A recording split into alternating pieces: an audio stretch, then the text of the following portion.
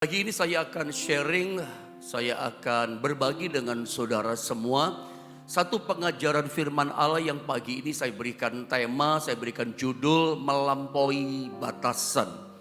Latar belakang saya berbagi sama saudara tema pelajaran firman Allah melampaui batasan karena seringkali tanpa kita sadari kita ini orang-orang yang beriman kepada Tuhan, kita percaya Yesus besar gitu ya. Kita percaya juru selamat kita Tuhan yang ajaib. Kita berkata tidak ada yang mustahil bagi dia. Kita yakin dia sanggup lakukan segala perkara. Tapi tanpa sadar seringkali kita itu menaruh batasan dalam pikiran kita tentang kuasa Tuhan.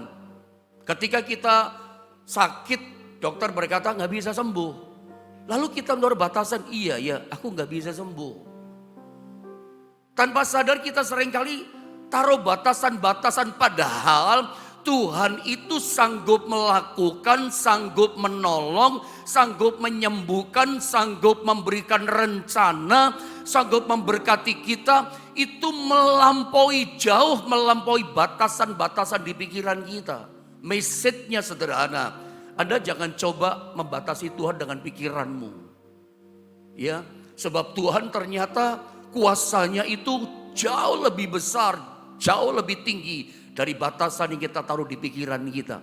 Ini latar belakang, bocoran dari depan, tema firman Allah melampaui batasan. Kita baca ayatnya ya. Ini Tuhan bicara langsung kepada umat Israel, bangsa pilihannya, umat pilihannya. Itu seperti menemplak, seperti menegur keras bangsa Israel, menaruh batasan kuasa Tuhan. Saya baca atau kita baca sama-sama ya. Maliaki pasal 1 di ayat yang kelima, saudara ya. Mari sama-sama kita baca Maliaki 1 ayat yang kelima, 1, 2, dan 3. Matamu akan melihat dan kamu sendiri akan berkata, Tuhan Maha Besar sampai di luar daerah Israel. Di dalam versi terjemahan bahasa Inggris, dalam NKJV, dalam terjemahan New King James Version, itu disalin dengan kata the Lord is magnified beyond the border of Israel. Ada kata the border, ada kata batasan atau perbatasan. Dalam terjemahan bahasa Inggris New King James Version dikatakan Allah Tuhan itu maha besar sampai di luar batasan daerah Israel. Apa sih latar belakang? Mungkin saya bercerita sedikit background kenapa gitu loh. Tuhan sampai berkata seperti ini. Sampai Tuhan berkata, matamu nanti akan lihat sendiri. Dan mulutmu sendiri akan berkata bahwa Tuhan itu maha besar sampai di luar batasan daerah Israel. Apa sih backgroundnya gitu loh. Sampai Tuhan berkata, nanti matamu lihat sendiri. Nanti mulutmu sendiri yang ngomong bersaksi. Oh ternyata Tuhan kita itu Tuhan yang maha besar. Kuasanya, kekuatannya ternyata sampai di luar batas wilayah Israel. Di luar daerah Israel. Karena rupanya bangsa Israel keracunan pikirannya. Pikirannya mereka terkontaminasi dengan cara berpikir, pola berpikirnya suku-suku bangsa yang ada di sekitar mereka. Karena background saat itu bangsa-bangsa atau suku bangsa punya pikiran begini yang tertanam berurat akar berpuluh-puluh tahun, bahkan berabad-abad. Mereka punya pikiran begini, suku-suku bangsa sekitarnya. Bahwa setiap daerah, setiap tempat itu ada penunggunya sendiri. Ada penguasanya sendiri gitu lebih tepat.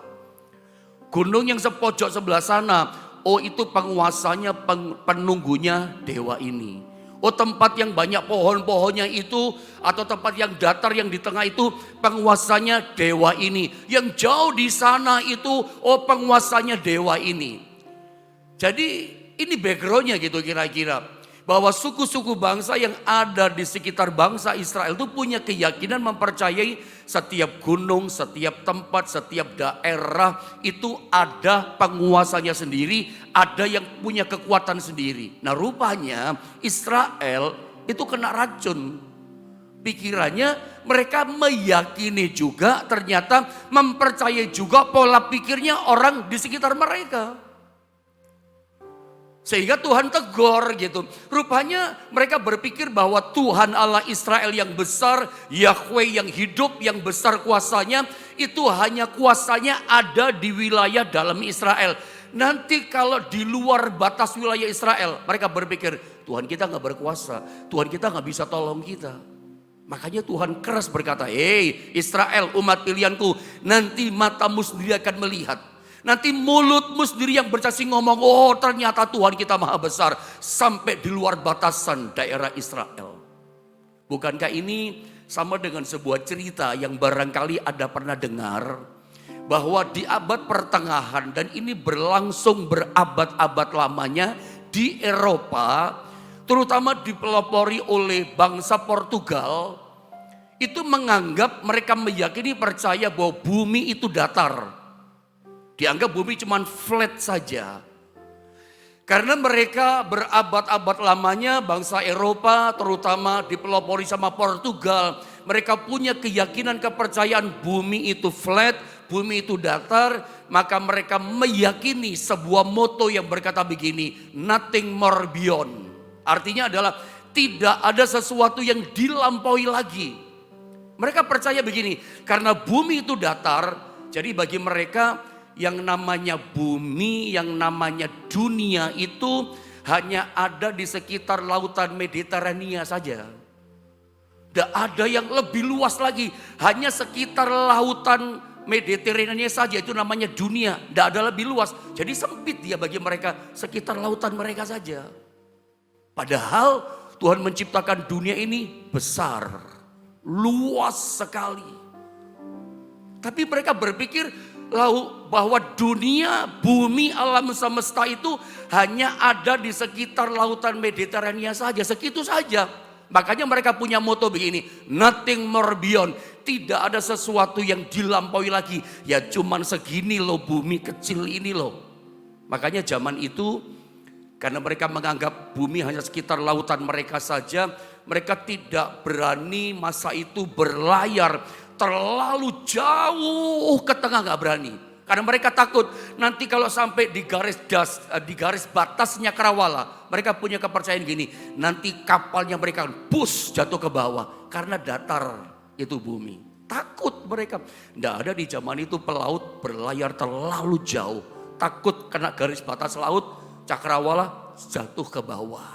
Tapi di masa itu ada seorang bernama Christopher Columbus tahun 1492. Orang ini berani menjelajah lautan sampai jauh ke tengah bersama dengan anak buah kapal yang lain.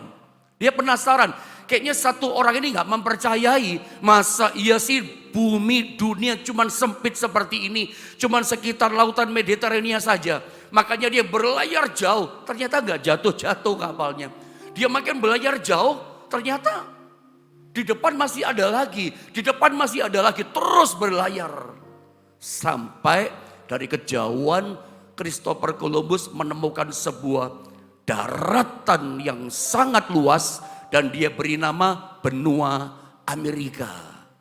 Dan sejak itulah keyakinan yang dipercayai oleh orang-orang Eropa, ya berabad-abad lamanya yang dipelopori oleh Portugal itu gugur. Yang tadinya moto yang mereka yakini adalah nothing more beyond. Nothingnya dicoret, Anda lihat gambar itu. Diganti dengan apa? More beyond. Ternyata ada yang dilampaui lagi. Oh ternyata bumi luas ya. Tadinya mereka cuma membatasi dengan pikiran mereka. Cuma sekitar lautan Mediterania saja. Ternyata besar, luas, tak terjangkau bumi ini. Sama mereka masa itu. Dan itu dipelopori oleh Christopher Columbus. Saya cuma kasih gambaran. Anda lihat gambar ini. Banyak orang Kristen tanpa sadar di antara kita, dalam pikiran kita, itu sudah ada, sudah menaruh batasan-batasan. Saya berharap pada gambar statement saya ini, Anda bisa nangkap gitu dengan bagus dengan roh saudara. Karena itulah kita, itulah saudara. Seringkali tanpa sadar kita yakin kita punya Tuhan. Tapi tanpa kita sadari kita menaruh batasan dalam pikiran kita tentang diri kita akan rencana Allah yang sangat jauh lebih besar untuk hidup kita. kitanya sendiri membatasi kuasa yang besarnya Tuhan itu dengan pikiran kita. Saya kasih contoh ya, saya kasih contoh langsung besar saja.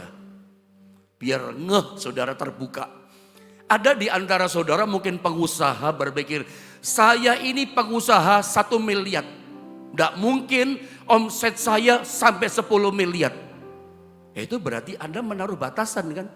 Anda berpikir, saya ini pengusaha 1 miliar, yang omsetnya hanya 1 miliar. Tidak mungkin omset saya 10 miliar. Tanpa sadar, Anda udah menaruh batasan dalam pikiranmu. Ada orang berkata begini, saya ini kalau berkaca dari papi mami saya, melihat papi mami saya, ya paling saya cuma bisa jadi manajer. Gak mungkin saya jadi presiden direktur, gak mungkin saya menjadi CEO, gak mungkin. Berkaca dari yang kelihatan, dari orang tua misalnya, gak mungkin lebih besar lagi usaha. Nah, itu kan berarti tanpa Anda sadari, Anda sedang menaruh batasan. Saya ini kalau kerja, ya paling omsetnya 100 juta. Gak mungkin lebih daripada itu. Sorry ya saya katakan, saya tegas-tegasan saja. Itu berarti Anda percaya Tuhan yang besar, tapi tanpa sadar Anda sudah kasih frame batasan di pikiranmu. Aku cuma segini saja. Padahal rancangan Tuhan untuk saudara, berkat Tuhan yang mau diberi sama saudara, batasannya jauh lebih daripada itu. Tapi Anda cut sendiri dengan batasan di pikiranmu akan kuasa Tuhan. Saya mau ingatkan, lihat gambar ini. Menurut saya statement-statement ini penting saudara ya. Tuhan itu ternyata punya rencana yang jauh lebih besar, melampaui batasan pikiran kita. Tapi kita batasi sendiri. Seperti contoh-contoh realita tadi. Saya pengusaha sekian. Saya paling kerja ya mentok sampai segini. Padahal Tuhan punya rencana, tahun-tahun di depan saudara ada rencana yang jauh lebih besar.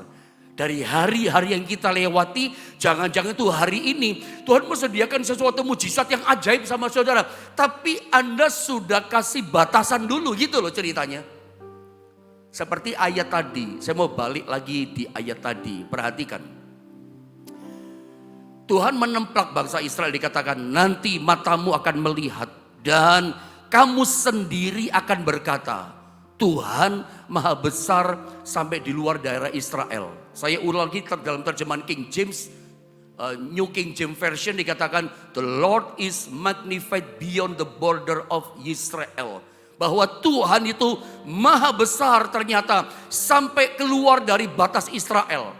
Tadinya bangsa Israel kena racun pandangan cara berpikir bangsa-bangsa di sekitarnya. Mereka berpikir Tuhan kita cuma berkuasa, bisa tolong kita, bisa berkati kita, bisa kasih mujizat cuma di wilayah Israel saja, di bagian ini aja. Nanti kalau di luar Israel, Tuhan gak bisa tolong kita. Tuhan gak bisa bikin apa-apa. Tuhan gak bisa kasih mujizat sama kita. Cuman di sini saja. Makanya Tuhan tegur.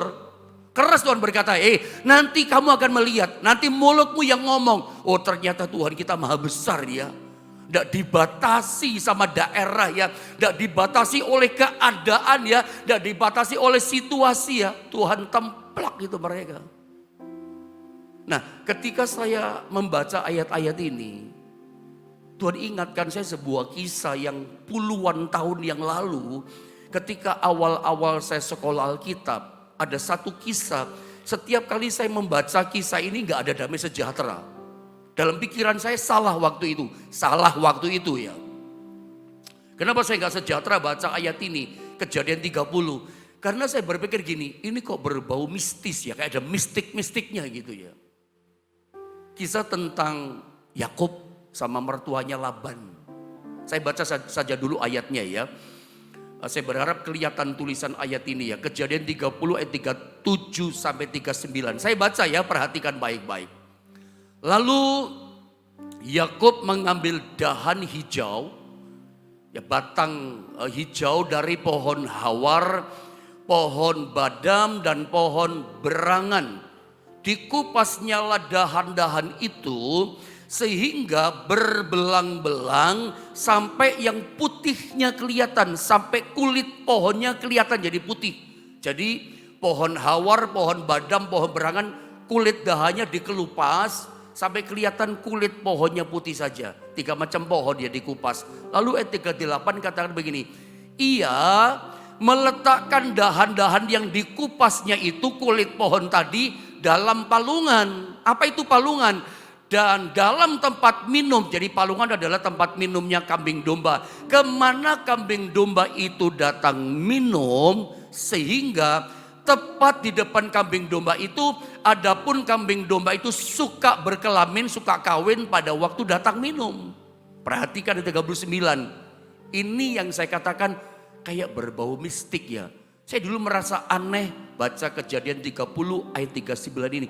Bagi saya waktu itu, ini kok berbau mistis ya. Kadang-kadang iman percaya itu kayak begini ya. Orang yang gak ngerti kok kayak mistik ya ini gitu. Ya. Dulu saya berpikiran begitu. Lihat ayat 39, saya baca begini. Jika kambing domba itu berkelamin dekat dahan-dahan itu, maka anaknya bercoreng-coreng, berbintik-bintik dan berbelang-belang. Kenapa saya katakan mistik? Saya ceritakan gini. Yakub ini kan waktu itu boleh dikatakan miskin. Boleh dikatakan belum punya apa-apa dan memang tidak punya apa-apa.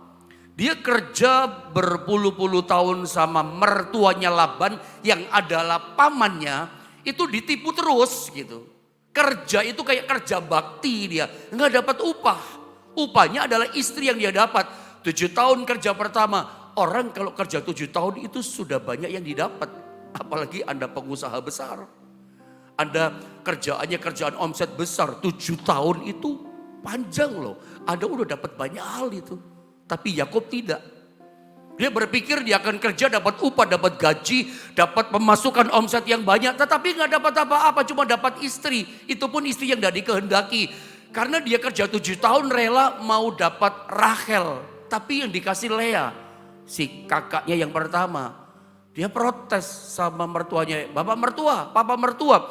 Aku maunya Lea, aku maunya Rachel, kenapa dikasih Lea? Kamu mesti kerja 7 tahun lagi. 7 tahun baru dapat Rachel.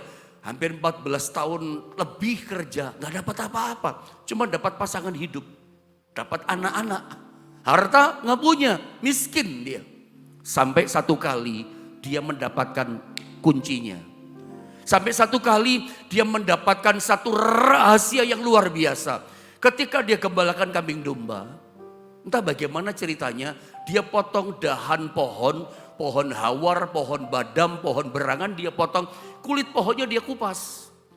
Dia satukan 3 macam dahan pohon ini, dia taruh di palungan gitu. Dia taruh tempat minum air, palungan.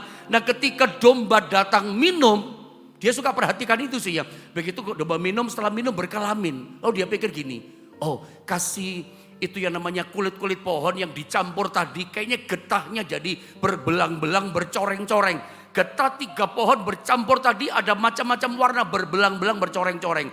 Lalu dia pikir gini, ditaruh di situ. Dan ternyata ini mistik ya. Dia percaya begini, nanti kambing domba ini kalau lihat lagi berkelamin, lagi kawin kambing domba, lihat kulit dahan pohon yang berbelang-belang, nanti lahir anaknya berbelang-belang. Makanya hati-hati ya saudara ya, cuman guyon tapi ya, yang berbulan madu, jangan bayangin yang berbelang-belang. Nanti lahir berbelang-belang saudara ya, agak mistik kan ini saudara ya.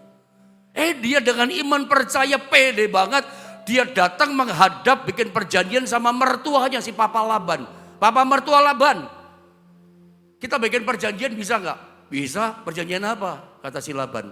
Perjanjian gini, kambing domba yang aku gembalakan, kan dia nggak terima apa-apa kan? Kalau lahir dari kambing domba ini, supaya aku semangat kerja gitu ya. Kambing domba yang lahir, kalau lahirnya itu nanti berbelang-belang, berbete-bete, bercoreng-coreng, itu punya aku ya. Bisa nggak? Bisa. Dalam hati dia ketawa si Papa mertua Laban. Geblek banget ini menantu satu. Bodoh dia. Lucu culun satu ini.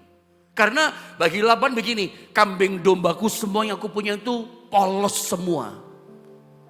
Mungkin Laban berkata. Kalau papanya polos, mamanya polos. Ya anaknya polos kan. Papanya putih, mamanya putih. Ya anaknya putih. Gak mungkin anaknya hitam. Kan curiga gitu.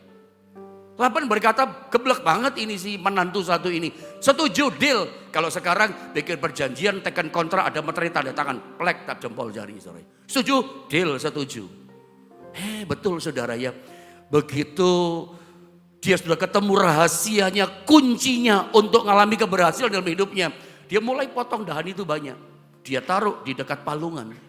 Begitu kambing domba minum berkelamin, liatin dahan kulit pohon yang bercoreng-coreng, berbete-bete. Betul lahirnya bercoreng-coreng. Hampir semua lahirnya berbinte-binte, bercoreng-coreng, loreng-loreng semua. Hari itu namanya si Yakub yang tidak punya apa-apa, Yakub yang miskin jadi kaya, dia luar biasa. Ini cerita memang seperti tidak masuk akal gitu. Tapi saya kasih bagian tulisan begini sama saudara. Inilah namanya iman yang melebihi batasan pengetahuan. Iman itu melebihi batasan. Kita pernah dengar cerita tentang Petrus pernah berjalan di atas air.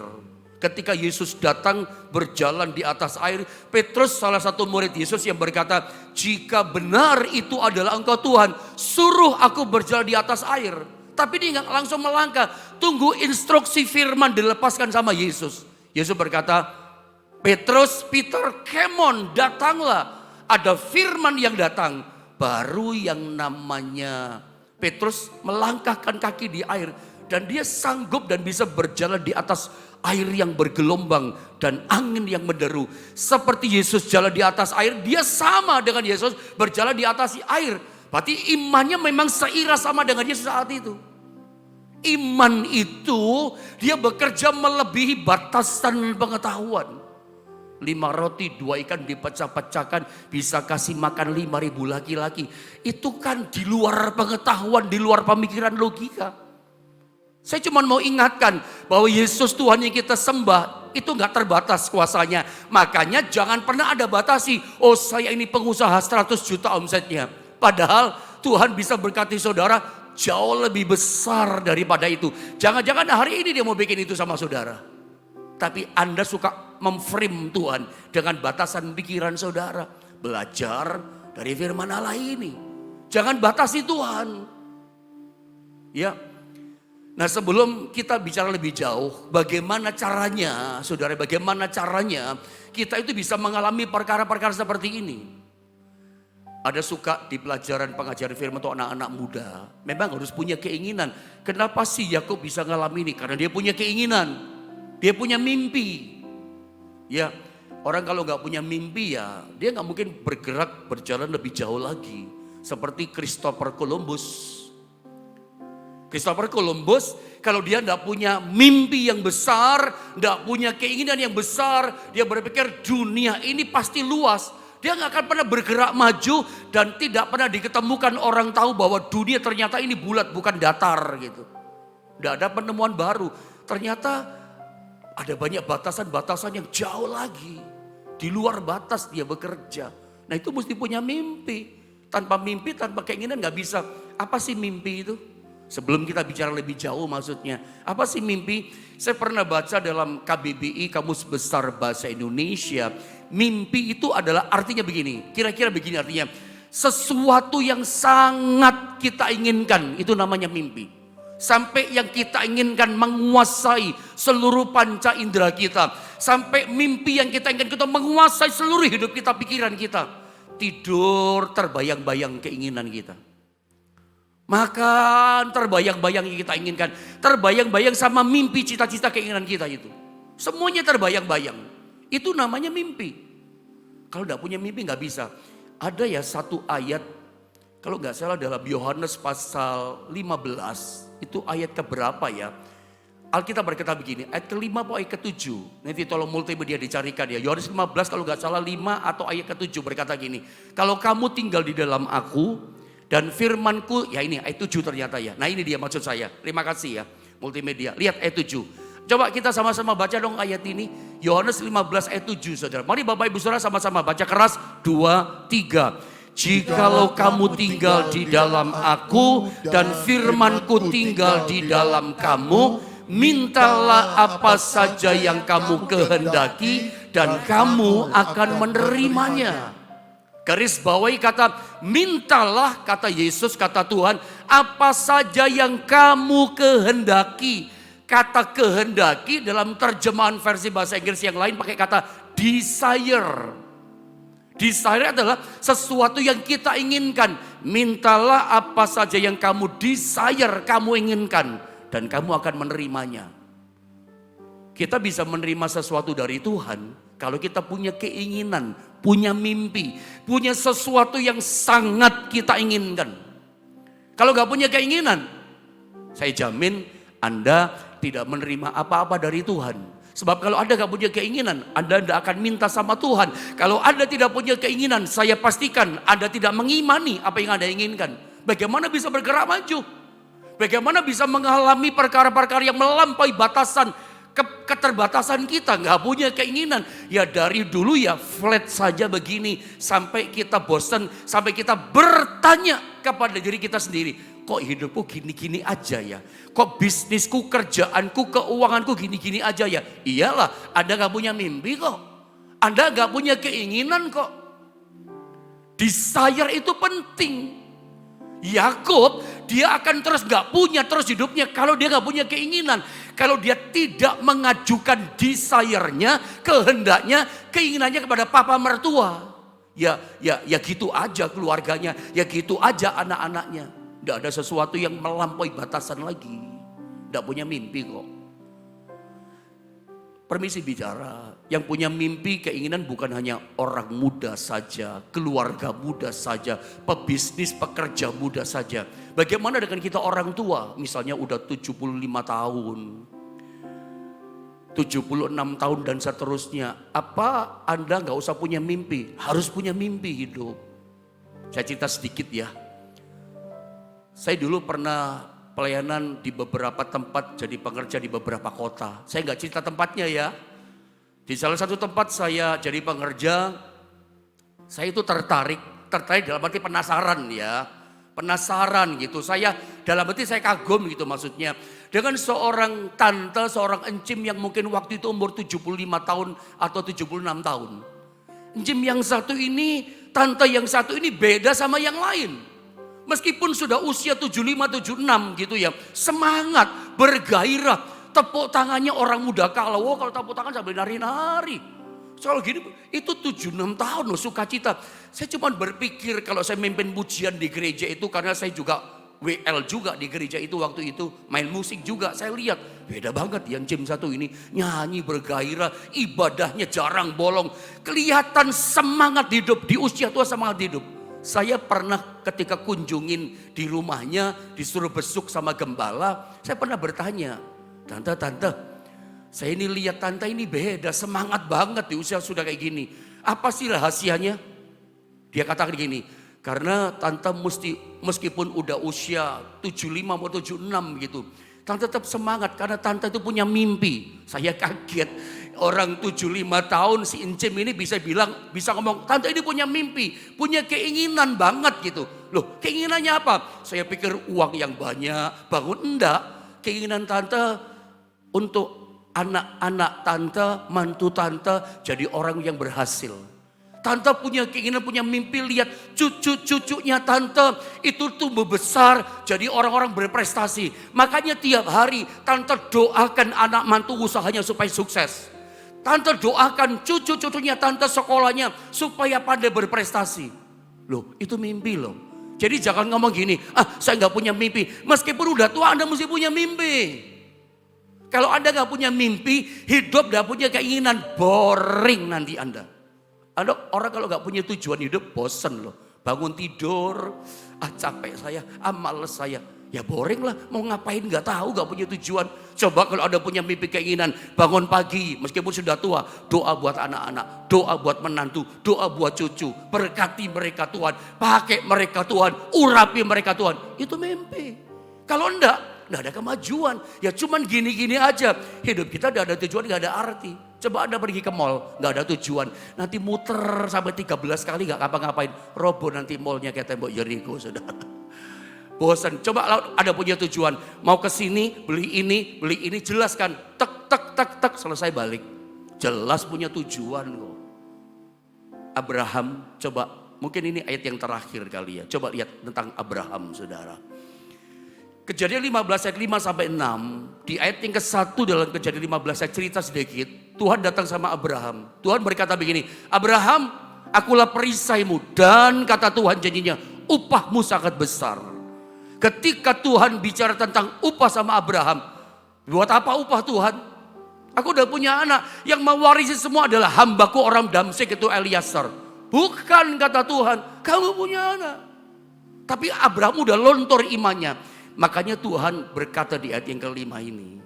Lihat ya. Lalu Tuhan membawa Abram keluar serta berfirman, coba lihat ke langit.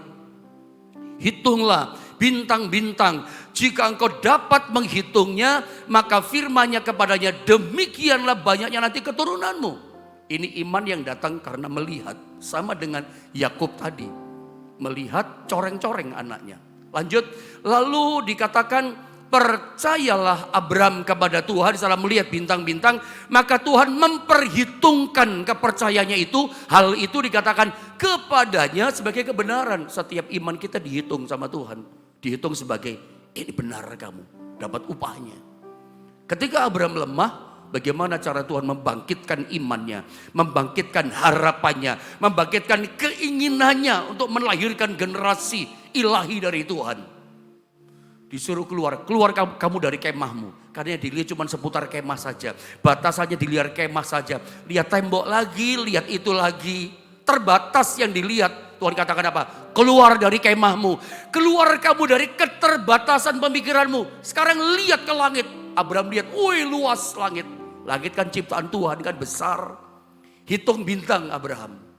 Abraham mulai hitung 1, 2, 3 Iol, Sanse, Ulio, Cipa, Ciu, sampai gak bisa hitung Tuhan, capek Tuhan, gak bisa. Sebar seperti kamu hitung bintang itu, sebanyak itu nanti keturunanmu. Dan Abraham percaya, dan percayanya diperhitungkan Tuhan sebagai kebenaran. Saudara, kadang kita seperti Abraham, sama janji Tuhan, kita mulai tawar, kita mulai membatasi. Karena kita cuma yang lihat di lingkup kita saja. Kalau kita cuma dilihat, yang kita lihat cuma diri kita. Kulitnya Abraham keriput. Yang kita lihat cuma keterbatasan kita. Yang kita lihat cuma pegawai kita, toko kita, usaha kita. Kita berpikir ada mungkin ngalami perkara yang besar. Makanya Tuhan katakan ini, keluar kamu dari keterbatasanmu. Sekarang lihat ke langit, ke atas. Kolose katakan, Tuhan itu ada di sorga. Lihat Tuhan maksudnya. Bukan lihat yang di bumi. Bukan lihat keterbatasan kita. Kalau Anda merasa gak mampu, jangan lihat keadaan kita yang terbatas. Lihat Tuhan kita yang besar. Dia sanggup melakukan jauh lebih besar melampaui batasan pemikiran kita. Jadi jangan ada lagi yang ngomong gini, saya ini pengusaha cuma 100 juta. Saya ini pengusaha yang satu hari cuma 10 juta. Padahal Tuhan sudah punya planning buat saudara. Tuhan mau kasih saudara satu rancangan yang jauh lebih besar. Jadi jangan dilihat keterbatasan kita sekarang. Masalah kita yang sekarang jangan menghentikan percaya kita. Tetap melangkah. Dengan cara bagaimana? Desire tadi, keinginan. Bawa kepada Tuhan. Kita punya Tuhan yang hidup. Yang sanggup menolong setiap kita.